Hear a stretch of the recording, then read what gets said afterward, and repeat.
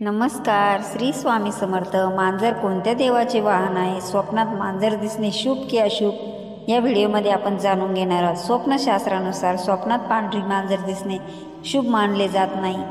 स्वप्नात मांजर दिसल्यानंतर तुमच्यासोबत काहीतरी वाईट घडू शकते. धार्मिक मान्यतेनुसार अनेक प्राणी, पशु, पक्षी आणि अशुभ मानले जातात. मांजर देखील यापैकी एक आहे. मांजराबाबत अनेक समजुती प्रचलित आहेत. अनेकांना घरात मांजर पाळणे आवडत नाही, तर अनेक लोकांना आवडतं.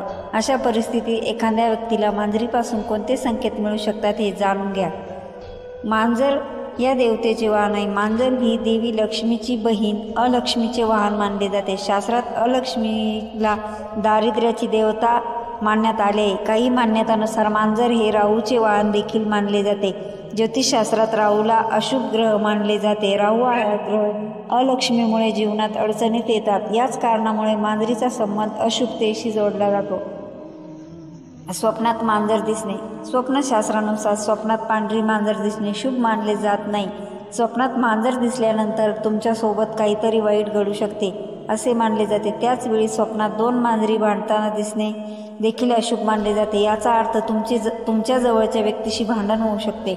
रस्त्यात मांजर आडवी आली तर, जर तुम्ही घरातून काही कामासाठी निघालात आणि वाटेत एखादी मांजर तुमच्या समोरून गेली तर ते अशुभ चिन्ह मानले जाते. त्यामुळे तुमच्या कामात अडथळे निर्माण होऊ शकतात.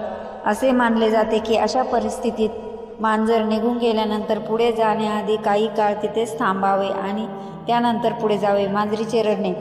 ज्योतिषशास्त्रानुसार मांजरीचे रडणे देखील शुभ मानले जात नाही. जर तुम्ही काही महत्त्वाचे काम करण्यासाठी जात असाल आणि तुम्हाला मांजरीचे रडणे ऐकू येत असेल तर ते अशुभ लक्षण मानले जाते. म्हणून तुमच्या कामात व्यत्यय येऊ शकतो. तुम्ही जर या स्वामीच्या विचाराला सहमत असाल तर व्हिडिओला लाईक, शेअर, सबस्क्राईब करायला विसरू नका. Thanks for watching. Shri Swami Samarth.